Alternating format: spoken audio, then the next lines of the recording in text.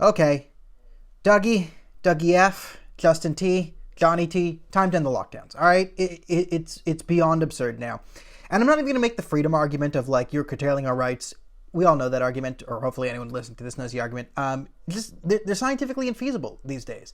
I made this around a year ago, arguing that we should end the lockdowns when we had the high ground to fight them, because we knew there was going to be a second wave. We knew there'll be like another wave. So my point was, if there's going to be a second wave, we might as well pick the high ground for the fight, which is nice weather when people can be outside, right? And then if the virus is reducing respiratory capacity, right, warm weather is the best on people's lungs. So this would be the best time to sort of take the second wave, bear the brunt, and move forward.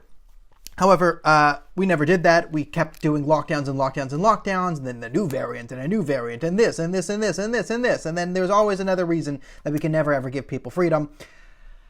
Now we have to go back to the beginning, and the reason why we locked down and did all these things at the beginning is because we didn't really know what type of virus we were dealing with. And there can be an excuse given in the first month of like, okay, extremely harsh lockdowns, we just don't know, wear gloves, wear masks, do this, do this, do this, we just don't know, right? And then as more information came out about COVID, we know that you don't really need gloves because it's not really living on surfaces, it's sort of respiratorily transmitted, and this is why we've taken away the gloves thing but kept the mask thing. Okay, now, there have been many places that have taken away the lockdowns, like Florida and now Texas. Texas took the lockdowns away 18 days ago, and they've seen a decrease in cases. It has resulted in a decrease.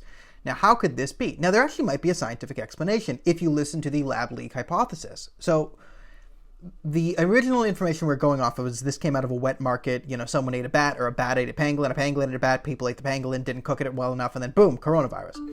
It seems, however, that it's far more likely that this was created in a virology lab in Wuhan. Now, was it intentionally released? Was it negligence that came out? We don't exactly know, and I've talked about the behavior of the CCP afterwards, but if it came in a lab, it makes a lot of sense that Texas, by letting everyone go outside, might actually reduce the rate of transmission of the virus. Now, the reason this would be is if it's created in a lab, the conditions in which it would have evolved opposed to every other disease on the planet would be indoors, which is why, you know, when Trump had the inject sunlight UV into your body thing, and it actually kind of was true, right, that UV rays are very good at killing coronavirus. And this would make sense if it didn't develop naturally through nature, through bats and pangolins, but in fact in a Chinese virology lab. Now, we tried to investigate the claim, and I remember watching CNN when I was up at my parents' place Sundays watching football. We watched CNN before the night games, and they did a whole thing debunking. They debunked the lab leak hypothesis, and Trump is so crazy, and the Republicans are idiots, because the experts checked it out. But it turns out the expert and the World Health Organization, the Chinese ran an investigation, clearing themselves of all wrongdoing, and then they gave the World Health Organization access to the report and said, you can publish our report and claim it's yours. And they did. They're like, okay, China said they did nothing wrong, so nothing wrong happened. Lab leak hypothesis, fake news. Donald Trump is fake news. And then the 60 Minutes people, well, now that Trump's out of office and Biden, they're actually looking like, oh, turns out the former director of the CDC actually said this most likely came from a lab.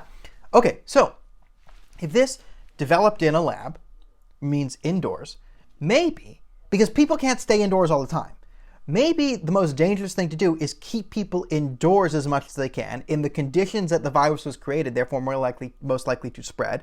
Then, you know, bombard people with fear porn, because what we do know scientifically is when your anxiety levels are higher, when your stress levels are higher, you're more susceptible to incurring diseases. So by locking everyone down, forcing everyone to lose their jobs, making people wonder how ends are going to meet, if life's ever going to be the same, you put them in these highly vulnerable conditions of stress, and then you put them in even more vulnerable conditions by having them locked down and be constantly indoors and never going outside, right? It turns out that, you know, if you're spending time outside in the sunlight, right, this would be better. I mean, I remember when it was you could get a $1,000 fine for sitting down on a bench outside at the beginning of this.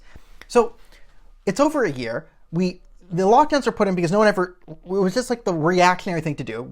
If there's any studying being done, it's actually showing that the lockdowns are counterproductive. And now we're at the point where you can't just lock down indefinitely because there are other side effects to locking down your society.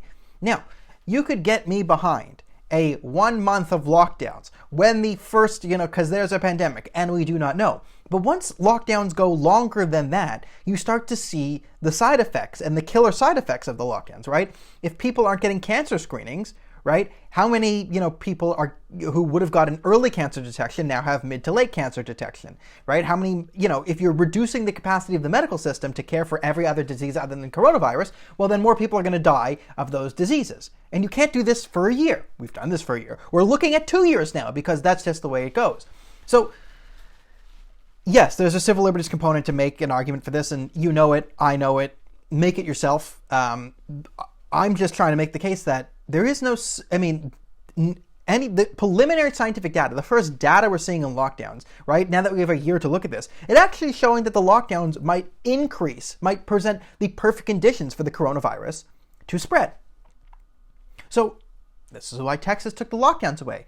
Looks like, you take away all the negative side effects of lockdowns, and then it looks like the cases are actually going down if you encourage people to go outside, right? And not just be consistently indoors. In case one person kind of gets a little bit of it, they're then stuck indoors, right? Continuously spreading and putting it, increasing the viral capacity indoors because they're not going allowed outdoors. So you get a little bit of it, right? You create the viral capacity of it indoors. Then everyone else is indoors creating that capacity. Opposed to if everyone was just allowed to go about and be about their lives, right? And you didn't have these sort of viral buildups, then people went outside. Maybe going outside reduces your risk of coronavirus because it wasn't built, wasn't evolved naturally in where UV rays exist. Maybe, UV rays kill it because it was created in a lab where there are no UV rays.